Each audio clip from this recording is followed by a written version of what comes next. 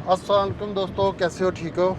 मैं मियां Jameel Nazi birds planet के platform से आज हम एक बहुत अहम शख्सियत, बहुत सीनियर हॉबीस्ट और मेरे बहुत ही प्यारे और अच्छे दोस्त से गपशप लगाने के लिए, बैठक के लिए जा रहे हैं। माशाल्लाह किसी तारफ़ के मोहताज नहीं है। ज़हीर मिन्हाज साहब, माशाल्लाह होंडा एटलस में उन्होंने जॉब की। पहले होंडा बैंक में एटलस बैंक में थे, फिर होंडा एटलस में आ गए और आजकल मैं खैर रिटायर्ड हैं और अपनी जॉब के जो टेन्योर है वो पूरा कर चुके हैं और हॉबी को फुल एंजॉय कर रहे हैं। बहुत ज़्यादा नॉलेज है उनके पास, स्पेशली फैंसी पिजन से रिलेटेड। चलते हैं, उनसे गपशप मारते हैं और ख़ुद भी कुछ उनसे सीखते हैं और दोस्तों को भी सीखने का मौका देते हैं। तो इंशाल्लाह मुलाकात होती जी ज़हीर भाई की तरफ। जज़ाकल्लाह जी। A few moments later. अस्सलाम वालेकुम जी। फ़ेदर टेल सीरीज़ के अंदर आज हम जमील भाई और मैं एक पाकिस्तान के बहुत ही बड़े नामवर ब्रीडर के पास आए हैं और इनका नाम ज़हीर मिन्हास है। और ज़हीर साहब जो हैं वो आज से कई दिहाइयाँ पहले से शौक़ कर रहे हैं और he is one of the icons of this industry और he is one of the names. यानी ये वो लोग हैं जिनको हम बचपन में मैं बचपन में और जमील भाई जवानी में देखा करते थे, इनको इमेजिन किया करते थे और इनका सेटअप देखना, इनके सेटअप पे आना कई लोगों के लिए इम्तियाज़ होता था और कई लोगों का ख्वाब होता था। बिकॉज़ ये बड़े बड़े शौकीन जो हैं, इनकी बहुत रिसर्च थी उस दौर में, इनके पास किताबें, इनके पास literature and many other things. So they were the icons of the industry. और आज हम फ़ेदर टेल्स में जमील भाई हमें लेके आए हैं मिन्हाज साहब की तरफ। तो आज हम इनसे बात करेंगे, इनसे इनके तजर्बात के बारे में सीखेंगे। So let's talk to the legend Zaheer sahab. जी अस्सलाम वालेकुम जी। आपके व्यूअर्स के लिए शुक्रिया जमील साहब आपका, और आपका भी आने का बहुत शुक्रिया। मैं थोड़े से अपना पास्ट हिस्ट्री के कैसे ये शौक़ शुरू हुआ। इट गोज़ बैक टू 1966 की बात है, जब हमारे घर में या उस दौर में रवाज था देसी मुर्गियों का। तो उनके चूज़ों की जो आवाज़ है मुझे आज तक मैं उसको मेमोराइज़ करता हूँ। उसके बाद फिर आस्ता आस्ता ये शौक़ थोड़ा सा बढ़ता रहा। तो लेकिन इसकी जो बुनियाद है या जो बिगनिंग है वो देसी मुर्गियाँ, क्योंकि उस दौर में काफ़ी लोग अपने घरों में देसी मुर्गियाँ रखते थे। तो 74 या 75 की बात है जब मैंने फ़र्स्ट टाइम कबूतरों का एक जोड़ा लिया। अच्छा, वो मैं इस हॉबी में इस वजह से भी ज़्यादा आया कि मैं चूँकि इकलौता था तो घर वाले बाहर नहीं जाने देते थे, दोस्तों यारों से भी मिलने नहीं, ओवर पैम्पर्ड था। तो वो हर वक्त ये कहते थे कि बच्चा हमारा घर पे रहे। तो उसकी वजह से फिर आई नीड ए कंपेनियन। तो फिर मैंने वो कबूतरों का जोड़ा जो है 74-75 की बात है, 1975-74 की बात कर रहा हूँ। मेरी 76 की डेट ऑफ बर्थ है। अच्छा, माशाल्लाह। तो तो सबसे पहला कौन सा जोड़ा जो था आपने? हाई फ्लायर जिसे उड़ने वाले कबूतर कहते हैं जी। हाँ, इनको और भी कुछ कहते हैं ना, हाई फ्लायर भी हाई फ्लायर्स कहते हैं, देसी कबूतर, उड़ने वाले कबूतर जो है वो मैंने उससे शौक ये शुरू वो किया। जो टेडी बंके और उस दौर पे तो खैर ये मतलब टर्म्स नहीं सिंपली सिर्फ वो कि जी वो companionship, you need a companion, तो वो शुरू किया। उसके बाद फिर उस दौर में शराजी पॉपुलर थे, वो शुरू किए। फिर थोड़ा सा ये हुआ कि मेरे फादर के एक दोस्त थे, उन्होंने मेरी पहले रहाइश थी क्लिफ्टन कॉलोनी में। अब ये मैं बात कर रहा हूँ कोई 70 की, 1970-71 की बात कर रहा हूँ। तो उन्होंने बजरीगज रखे होते थे, पैरट्स जो थे। तो आई इंसिस्टेड माई फादर के जी एक पेयर उनसे लें। तो उन्होंने मुझे एक पेयर जो वहाँ से ग्रीन जो नॉर्मल बजरीगार है, पैरट्स में भी आ गए। पैरट्स पे आ गए। ये 71 की बात मैं कर रहा हूँ, 1971 की बात कर रहा हूँ। सही और उसको ला के तो फिर मैंने उसको एक केज में डाला। सही। और अगर आपको याद हो तो बचपन में, अब तो खैर बड़ी एडवांसमेंट होगी, उस दौर में बच्चों का गला मिलता होता था जिसमें बच्चे अपने पैसे डालते थे, उसके अंदर सुराख करके और वो मैंने उसको हैंग किया और उसके अंदर ब्रीड करवाई। अच्छा, ये 71-72 बॉक्स ही उसको बना लिया। उसको बुला ली। और उस दौर में ये बॉक्स का कोई रवाज नहीं था, मटकों का, और ये इनका रवाज था। फिर कोई उसके बाद थोड़ी सी और अगली स्टेज आई, ये बज्जी का ब्रीड कराए और उससे कुछ सीखा।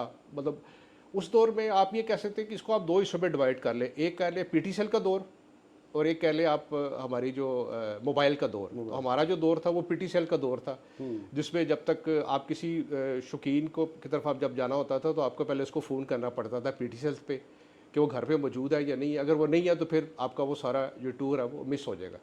फिर कोई 80s की बात है तो फिर मैंने सबसे पहले लबर्ड रखे या उसका बेटा उठा के कहता था अब्बू घर पे नहीं है। अबू घर पे नहीं है। वो फिर 80s की बात है, वो उस वक्त peach face was the only available lovebird. Peach face जो अब किसी खाते में नहीं है, तो ये मैंने कोई 1987-88 में पीच फेस और फिशर। सॉरी, अच्छा ज़हीर भाई, उस वक्त बर्ड्स भी इंपोर्ट प्रॉपर होते थे या कैसे आते थे पाकिस्तान? नहीं, पाकिस्तान में किसी दौर में कराची में आते होते थे। ठीक है, Karachi was the only source के जो इंपोर्ट करता था। सही है। और फिर हम शौकीन, अच्छा उस वक्त जमील, जो सबसे इंटरेस्टिंग चीज़ ये है कि किसी शौकीन को पता नहीं होता था। ये ना यानी आप the only source was market. Market, आप ट्रिंटन मार्केट उस वक्त तो पहले ये जो पुरानी नारकली के पास होती थी, बाद में तो खैर ये अब काफ़ी चेंज आ गई है। अगर आप उस दौर की मुश्किलात को देखें और आपकी मुश्किलात को देखें तो ज़मीन आसमान का फ़र्क है। यानी उस वक्त ये होता था कि अगर आप किसी शौकीन की तरफ चले गए, उसके पास 5-6 पेयर है ना, तो he was considered to be a big हॉबियर। यानी अब तो खैर अब उसका कंपैरिजन ही कोई नहीं है ना। यानी इवन अगर आपके कॉलोनी में ही कोई ब्रीड करा रहा है तो आपको नहीं पता होता था कि दूसरा हॉबीज भी यहाँ पे जमील, मौजूद उस वक्त ये होता था कि लोग सेल करने में शर्माते थे। है। सही, करते थे लेकिन शर्माते थे। यानी वो ये नहीं होता था कि जी वो इस तरह कमर्शियल कोई मोटिव्स होते थे, या हॉबी उस वक्त ज़्यादा थी। सीखने के मौके बुक्स थी। मुझे उस दौर में भी इत्तफाक हुआ, अगर मैं चंद नाम ना लूँ तो ज़्यादती होगी। Malik Jahangir Sahab, one of the top birds breeder in Pakistan, Lahore से, चूँकि मेरा ताल्लुक लाहौर से था। आगा नदीम साहब, अल्लाह ताला उनको, आगा से तो नदीम साहब बहुत बड़े और अच्छे शौकीनों में उनका शुमार होता है। Afsar Abdulli sahab, these were the senior to us. Nadeem sahab से और अबसार साहब से तो मैं मिला हूँ काफ़ी दफ़ा। अबसार साहब तो फौत हो गया, अल्लाह जो नसीब करे। मलिक जहांगीर साहब मतलब उस दौर में he was a rich person. सही है। और उसके पास जब भी आप जाते थे, वही ब्रीड जो उनका शौक था, उनको ये एग्जीबिशन फिंचेस उस दौर में, मैं 70s 80s की बात कर रहा हूँ, ये एग्जीबिशन फिंचेस, उनको फिर पोल्ट्री का थोड़ा सा शौक था, वो उन्होंने रखी होती थी। बट ये कभी नहीं हुआ था, he was a very rich, filthy rich person. लेकिन ये कभी नहीं हुआ था कि आप जाएंगे तो पता लगेगा जी 200 जोड़ा फलाना हो गया तो 300 जोड़ा, हर चीज़ वो अफोर्ड कर सकते थे। But he always keep few selected breeds. और जब भी आप जाओ, मतलब आप 10 साल बाद भी जाओ, उनके पास वही सिलेक्टेड उन्होंने ब्रीड करवानी। और वो जो ट्रू डेडिकेटेड और वेरी लर्नड पर्सन, उस दौर के जो शौकीन थे और आपके शौकीनों में जो मेन डिफरेंस था कि जो उनकी हॉबी का जो था ना standard, that was very high. एक चीज़ मैंने, सॉरी, एक मैंने नोट की है, जो पहले हॉबीज थे उनके पास अगर कुछ चीज़ एक्स्ट्रा होती थी ना, मैंने भी अगर नदीम साहब से 2-3-4 बार मुलाकात हुई, आपके साथ ही गया था फर्स्ट टाइम, तो वो आपने कहते हैं ये चीज़ देते, उनका हौसला नहीं पड़ता था कि इसको बेच दें। आप पैसे भी ऑफर करते थे ना, तो वो कोशिश करते थे कि यार ये रह ही जाए ना, ठीक है। यानी आजकल हम देखते ना कि यार अच्छा आया है, पर अब अच्छा ही पेयर है लेकिन पैसे अच्छे दे रहा, उठा के दे दो। लेकिन उस वक्त वो ऐसा था जैसे उनका लगाव हो गया होता बर्ड से ना, ठीक है, उनका वो दिल नहीं कर रहा होता था कि बर्ड दिया जाए, चाहे वो एक्सेसिव हो जाते थे। क्या कहते थे एक्स्ट्रा है, मेरा मर जाएगा, फिर मैं कहाँ से ढूंढूंगा। जमील, एक तो उसकी सबसे बड़ी बात अवेलेबिलिटी। सही, इस तरह नहीं था कि आपके राब्ते जो है वो लोगों को, मैंने आपको बताया कि आपको ये नहीं से पता लगता कि पिछले मोहल्ले में आपका कौन जानने वाला जो बंदा है जिसने बर्ड्स रखे हुए, क्योंकि आपके पास ना तो कोई ये मल्टीमीडिया और सॉरी ये जो आपके पास आप फोरम जो अवेलेबल है उसको तो व्हाट्सएप कुछ भी नहीं था। आप जो भी चीज़ लेना चाहते थे। हाँ, एक आपसे मेरी मुलाकात हुई, अगर आपने अच्छे बंदे हैं तो आपने कहा जी जमील साहब ने भी रखे हुए हैं, तो आए मैं आपको उनका शौक दिखा। अच्छा, उस दौर में जो मेन चीज़ ये डिफरेंस था कि उन दिनों में पोल्ट्री वॉज मोर पॉपुलर सही, and parrots and all things बहुत लिमिटेड थी। मेन शौक पोल्ट्री का था। उसकी वजह यह थी कि इनके शोज़ हुआ करते थे हॉर्स एंड कैटल शो में, तो पोल्ट्री वॉज वेरी पॉपुलर। यानी जो top was poultry and the second was कि आपको छोटी सी कोई थोड़े बहुत बर्ड ला बर्ड। फिर 87-89 की बात है, मैंने फर्स्ट टाइम कॉकटेल रखा। उस वक्त पर्ल का पेयर मुझे मिला, वाइट वगैरह मिले, तो फिर वहाँ से ये हॉबी जो है वो एक्सेल होती रही। फिर ये थोड़ा सा इसको अगर आप और बेहतर तरीके से करें तो फिर कुछ शौकीनों के आपस में राब्ते हुए। इसकी जो मेन जो मैं समझता हूँ जो इसका जो सही अरूज है वो 96 में मैंने और मेरे ब्रदर लाए Shahi Sheikh, we formed a society, proper society जिसे कहते हैं बर्ड सोसाइटी, उसको केज बर्ड सोसाइटी बनाई। उसके बनने से फिर ये हुआ कि काफ़ी जो शौकीन थे वो एक प्लेटफॉर्म पे नज़र आने शुरू हो गए। काफ़ी दोस्त, कुछ तो हमारे पहले दोस्त थे, हमने उनको मिला के मज़ीद टीम बनती उसको, उससे फिर ये है कि क्लब से फिर सीखने के मौके जो है ना आपको, क्योंकि उसमें डिफरेंट ब्रेन्स आपको मिलते हैं। एक बहुत निचले लेवल का बंदा है और एक बहुत हाई लेवल का बंदा है, वो दोनों जब आपस में मिलते हैं तो जो अभी नया शौकीन सीख रहा है उसको सीखने का मौका मिलता है। फिर ये कुछ अरसे के बाद फिर हमने एक और सोसाइटी बनाई, असोप एग्रीकल्चर सोसाइटी ऑफ पाकिस्तान। फिर मेरा बेसिक जो शौक़ है जो मुझे बचपन से था वो फैंसी पिजन्स का था।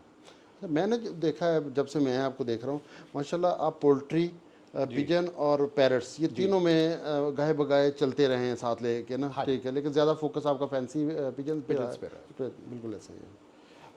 मैंने पैरट्स रखे, तकरीबन बड़े पैरट्स नहीं मैंने रखे, लेकिन जो बजीगर्स, लवर्ड्स, मैंने वो बहुत अच्छे रखे हैं, ग्रास पैराकीट्स की। लेकिन मैंने एक बात नोट की है माशाल्लाह, आपने जो रखा है ना उसके आपने मुकम्मल नॉलेज लिया है। और हमने जो एक फोरम बनाया था, मुझे याद है कुछ 2002 में, बर्ड्स प्लानट, वहाँ पे भी आप आर्टिकल्स शेयर करते थे अपने बना के। आर्टिकल्स में ये था कि मैंने कुछ आर्टिकल लिखे थे जो 1990 में ऑस्ट्रेलिया में छपे थे, और उस वक्त वहाँ पे एक एग्रीकल्चर सोसाइटी ऑफ पाकिस्तान थी, और उसमें मैंने उनको बताया था, उस वक्त हम ये लोटो का रवाज या कुजो का रवाज था या घड़ों का रवाज था। तो मैं कॉकटेल, 1990 से पहले की बात है ये, तो कॉकटेल मैंने उनको दिखाया कि जी ये हम पिक्चर्स, उसे they called pictures in English, तो पिक्चर्स लगे हुए थे। तो उन्होंने बाकायदा वहाँ पे जब उसमें छपा वो मैगजीन में, तो उन्होंने कहा जी ये देखिए is a guy from Pakistan who breeds birds in pictures. तो हमारे यहाँ ये कॉन्सेप्ट बिल्कुल नहीं था कि जी बॉक्स भी होने चाहिए, स्टिक्स होनी चाहिए। फिर इसमें जब ये सोसाइटी बनी, फिर 98 में हमने मेरे घर में ही बल्कि सोसाइटी बनी थी Pakistan racing and show pigeon association, जिसमें इखलाक साहब, ये भी आपने बनाई? जी मैं उसका फाउंडर में, मेरे घर ही बनी थी ये। और उसमें हमने 98 में एक रेस भी कराई थी, और 98 में एक शो कराया था, pigeon show. That was the organized pigeon show, जिस वक्त उस वक्त ज़माने के बड़े मशहूर, अभी भी अल्लाह ताला उनको ज़िंदगी रखे, colonel Rai sahab was the guest, colonel Roy भी, ही वाज द जज। अच्छा, ही वाज जज। ही वाज जज। और इखलाक साहब, इमरान साहब के कज़न है वो, ही वाज द प्रेसिडेंट।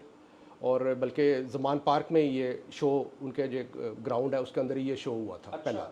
उसके बाद फिर ये हमने 2000 में एक शो करवाया माल्टन पार्क में। उसके बाद फिर जब वो रेस हुई तो उसमें कुछ इश्यूज़ हुए, जिसकी वजह से फिर ये क्लब, जैसे आमतौर पे ये जितने भी क्लब्स आज तक बने हैं वो पहले एक ही क्लब था, फिर उसमें आस्ता आस्ता ब्रेक्स एंड यानी वो पार्टीशंस होती रहती है। और फिर जिसका बर्ड सेकंड आता रहता है वो कहता है यार इसको फर्स्ट लाने असल में कोई बंदा भी हारना नहीं चाहता। हाँ जी। और लेकिन इस जो हॉबी की जो ग्रोथ है, जो मैं समझता हूँ वो शो में, वो क्लब से। The club is the only source कि जो आपको इकट्ठा करता है, एक जगह यूनाइट करता है, नॉलेज शेयर करता है। अब तो खैर नॉलेज मतलब आपको उससे भी मिल जाता है यूट्यूब से, लेकिन सॉरी टू से जो एक मुझे 50 साल हो गए कम अज़ कम इस हॉबी में, मैं कह सकता हूँ 50 साल हो गए। मैं आप लोगों की जब वीडियो सुनता हूँ, जो नए जनरेशन है, दे हैव 2 or 3 एक्सपीरियंस, और वो उनकी जो बोलने का जो स्टाइल है वो इस तरह लगता है कि जैसे आप उन्होंने 50 साल में हमने जो चीज़ें सीखी हैं वो उन्होंने 2-3 साल में वो चीज़ें सीख ली है। उस वक्त की हॉबी और आपकी हॉबी में जो मेन फ़र्क है वो कम्युनिकेशंस का है, अवेलेबिलिटी ऑफ बर्ड्स का है, स्पीशीज़ का है, म्यूटेशंस का है। उस दौर में ऐसी चीज़ें क्या होती थी। मैंने आपको बताया पीच फेस, बल्कि मुझे बड़ी एक इंटरेस्टिंग बात बताता हूँ कि मैं और मलिक जहांगीर साहब, 90s की बात है, हम एक बंदे के पास गए और first time we saw white face, sorry ये जो कॉकटेल है, चारकोल। अच्छा, चारकोल। एंड वो जो थे जहांगीर साहब, वो उनकी वालदा जो थी वो अंग्रेज़ थी, फादर जो थे पाकिस्तानी थे, तो वो उनके बोलने का स्टाइल, कहते मैन ये इसको तो चीक ही नहीं है, रेड विदाउट चीक। ये भी एक स्टेज थी उसकी। और अब वो किसी को आप ये ऐसी चीज़ें बताए तो वो बहुत हैरान हो जाता है।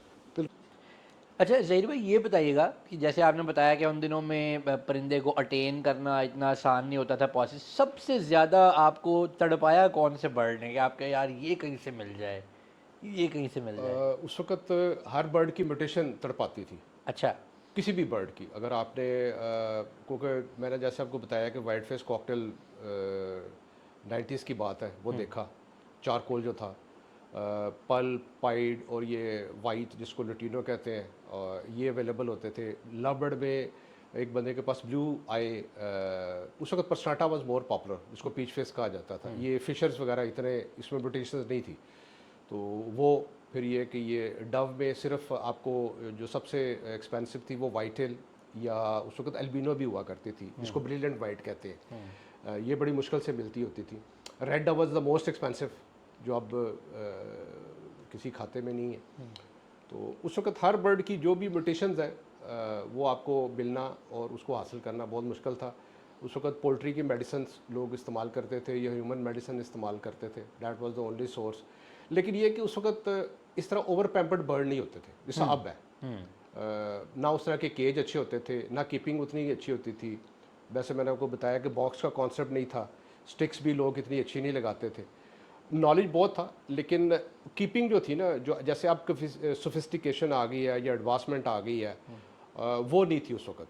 शौक बहुत था और लेकिन ये कि अवेलेबिलिटी जो थी बर्ड्स की हासिल करना, एक्वायर करना, वो मुश्किल काम था और उस पर बहुत टाइम लगता था और लेकिन ये कि शौक बहुत था और ये था कि आप जितना ज़्यादा इसमें इन्वॉल्व होंगे उतना ज़्यादा आपका नॉलेज जो है ना वो बढ़ेगा। तो क्या उस वक्त ये भी कभी आपके साथ हुआ है कि आपने कहा कि यार हमने ये चीज़ रखी है, अब ये मार्केट में सस्ती होगी, ये सारी बेच दो? नहीं, ऐसा कोई कॉन्सेप्ट नहीं था। मार्केट उस वक्त ऐसी चीज़ नहीं थी। मैं इसको अगर आप उस एंगल पे डिस्कस कर रही लेते हैं, मैं इसको मुझे इस हॉबी में कोई, मैं जैसे कि मैं 50 साल हो गए, बहुत टाइम होता है। मैं सारी उम्र प्राइवेट जॉब की है और साथ साथ मैंने शौक किया है। पहली बात तो ये है कि ये साइड बिजनेस बहुत अच्छा है। If you wanted to come in this is a very good side business, but don't depend on it. This is my point of view. आप इससे डिफर भी कर सकते हैं। उसकी 2-3 वजूहत है। सबसे बड़ी वजह ये है कि ये अगर आपकी प्राइस आज यहाँ पे है तो विद इन 2-3 ईयर्स या उससे भी ज़्यादा टाइम पे वो इतनी जल्दी उसकी प्राइस डाउन आती है कि आप उस शौक को एब्जॉर्ब नहीं कर सकते। उसको बर्दाश्त करना जो है वो आसान काम नहीं है। दूसरा ये होता है कि ट्रेंड्स बदलते हुए देर नहीं लगती। आज आप एक चीज़ का ट्रेंड है किसी भी बर्ड का, उसको मतलब जैसे आप कह सकते हैं कि जी बजीगर का बड़ा ट्रेंड था किसी दौर में, कॉकटेल्स का बड़ा ट्रेंड था, डव पहले भी पॉपुलर थी, इतनी पॉपुलर नहीं थी जितनी पहले थी, जावास पहले भी थे, म्यूटेशंस नहीं थी उसमें। तो ये जो स्विच ओवर है ना बंदे का, क्योंकि इसमें देखें हॉबीज जो है ना उसमें 3 चीज़ें बहुत ज़रूरी है। सबसे बड़ी जो चीज़ है इसमें वो है सब्र। सब्र। दूसरा, आप जब तक हर बर्ड को आप रोज़ नहीं देखेंगे जी। चाहे वो मकाओ है या बजरीगर है, रोज़, मैं इसमें छुट्टी नहीं है, इसमें छुट्टी नहीं है। देयर इज़ नो, आप कह सकते हैं कि यार अगर आपने उसमें एंजॉय करना है या आपने उसमें इन्वॉल्व होना है। मैं बिलीव नहीं करता कि आप कोई बंदा रख के या कोई आप मुलाजम रख के तो आप आउटपुट ले सकते, मैं नहीं बिलीव करता। मैं I am 63 years of age, सवाए सफाई के, दाना पानी, क्योंकि जब आप ये चीज़ें करते हैं ना तो फिर आप बर्ड के साथ इन्वॉल्व होते हैं, फिर आपको उनका पता लगता है कि मूवमेंट का पता चलता है। बर्ड आपको बता रहा होता है कि मैं किस पोजीशन में। कई दफ़ा ऐसा होता है कि आपको बर्ड बिल्कुल हेल्दी लग रहा होता है, लेकिन जब आप उसको पकड़ेंगे तो पता लगेगा उसको गोइंग लाइट या सोखड़ा हुआ होगा। तो जब तक आप इसमें पूरी तरह इन्वॉल्व नहीं होंगे आप उससे अच्छी आउटपुट नहीं ले सकते। ये दिस इज़ माई परसेप्शन, और मे बी मुझसे ज़्यादा एक्सपीरियंस लोग होंगे। तीसरी चीज़ इसमें ये है कि आपने छुट्टी नहीं है इसमें, जो सबसे इसमें जो, क्योंकि ये लाइव चीज़ है। आप ये नहीं कह सकते कि यार मैं इसको पानी 2 दिन बाद डाल दूंगा, दाना यार कल डाला था। आपको हर बर्ड को रोज़ देखना, रोज़ से मुराद ये कि नहीं कि आपने, अच्छा फिर ये कि आपके जो केजेस हैं वो इस तरह डिज़ाइन होने चाहिए कि जब आप उसके सामने से ये नहीं होना चाहिए कि एक केज जो है वो 10 फुट पे है, एक केज बहुत नीचे है। It should B at your level, आपकी जहाँ पे आपकी आइज़ है उसके लेवल पे, ताकि जब आप मूव करते जाएँ, क्योंकि आप रोज़ नहीं देख सकते, जब आप मूव करेंगे तो आपको पता लग जाएगा। दूसरा ये है कि मैं इस चीज़ के भी हक में नहीं हूँ। मैं कहता हूँ कि बॉक्स जो है वो बैक साइड पे होना चाहिए। अच्छा, बॉक्स बैक पे होना चाहिए? बैक पे होना चाहिए। उसकी वजह ये है कि इस साइड पे रहने से ना, जब एक बर्ड की जो मूवमेंट है ना आपकी, वो थोड़ी सी आपकी ब्लॉक हो जाती है। जब आप बैक साइड पे उसको रखेंगे ना और आप सामने से गुजर रहे हैं तो यू कैन सी कि what mail is doing and what female is doing. कोई उनमें से कोई बीमार तो नहीं, कुछ सुस्त तो नहीं बैठा हुआ।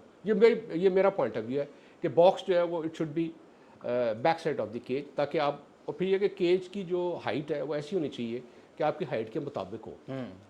जो केज बहुत ऊपर है या बहुत केज नीचे है, उसमें कई दफ़ा आपसे दाना या पानी मिस हो गया तो फिर मिस हो जाता है।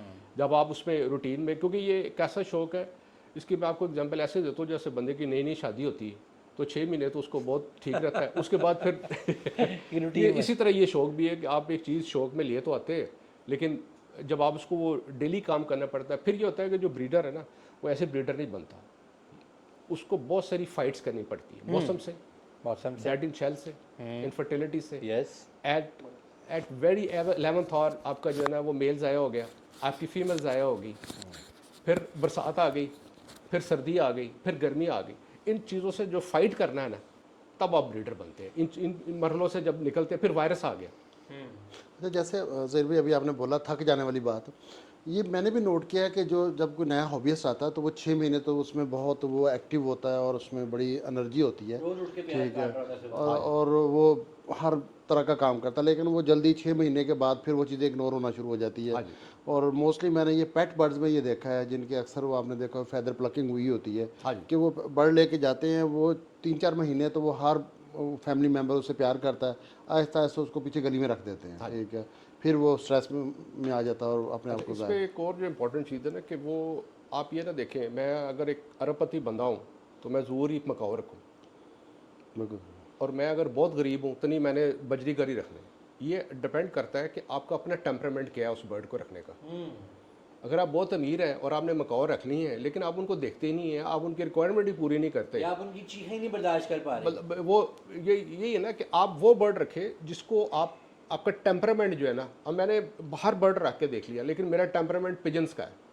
मैंने पैरट्स की हर किस्म रखी है, हर चीज़ रख के देख ली, लेकिन मैं जिस चीज़ से मैं सेट, क्योंकि मेरा अपना टेम्परामेंट है ना, मेरी एक रिक्वायरमेंट है, मेरा एक क्या कहते हैं जीन में एक चीज़ है। और ये आपकी पर्सनैलिटी, ये इसमें साइकोलॉजी में ना, हाँ जी। ये आपकी पर्सनैलिटी टाइप को भी रिप्रेजेंट कर रहा होता है। दूसरा देखिए, अगर हम लाहौर में बैठे हुए हैं या पंजाब में बैठे हुए हैं तो यहाँ 6 से 7 महीने तक गर्मी रहती गर्मी है, पड़ती है, ठीक है ना। उसमें मैं हमेशा एडवाइस करता हूँ कि जो यहाँ के लोग हैं ना उनको more concentrate on doves and pigeons. Yes. But अब चूँकि वो इन्वायरमेंट्स ऐसी आपने डेवलप कर ली है, मैं ये हमारा जो हम पुराने जो शौकीन है ना, हम ओवर पैम्पर बर्ड करने के ख़िलाफ़ हैं। Yes. मैं ख़िलाफ़ हूँ। यस। एसी लगाना, उनको इस तरह की इन्वायरमेंट में रख के ब्रीड लेना, मैं उसके मेरी वो Yes. बुक्स में वो थोड़ा सा वो एडजस्ट नहीं मैं कर पा रहा, क्योंकि हम पुराने स्टाइल के लोग हैं। हमारी अब जो ग्रूमिंग जिस तरह हुई हो आपको, वो आप उसी तरह करते हैं। क्या हम कहते हैं कि बर्ड को टफ ही होना चाहिए। उसको इतना पैम्पर ना करें कि आप मसलन आप जैसे आजकल के जो हालात हैं जिसमें एसी आप नहीं चला सकते, जो भी आपकी मार्केट की पॉइंट है। मैं कई दोस्तों की तरफ गया हूँ तो उन्होंने बंद किए हुए एसी, बिकॉज दाना इज़ एक्सपेंसिव। तो फिर जब आपने उसको उसकी आदत डाल दी हुई है तो फिर उस एनवायरनमेंट में, फिर दूसरा ये कि इसमें इतना कंसिस्टेंट होना चाहिए। कंसिस्टेंसी ऑफ हाईएस्ट लेवल है ये शो की। बिल्कुल इसमें सब्र हाईएस्ट लेवल का चाहिए। बिल्कुल। छोटा शौकीन, छोटे हौसले का बंदा, थोड़ दिला बंदा जो है मेरी तरह का, वो ना इसमें आए।